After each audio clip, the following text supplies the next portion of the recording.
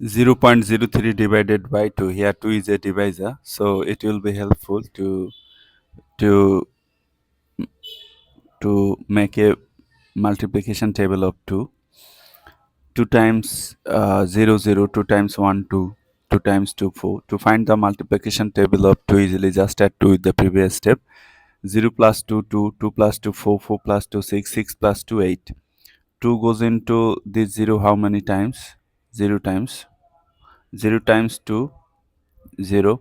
If you subtract, you are getting 0. Bring down this 0.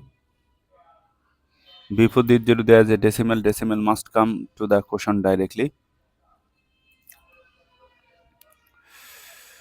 2 goes into this 0 0 times. 0 times 2 0. Subtract 0.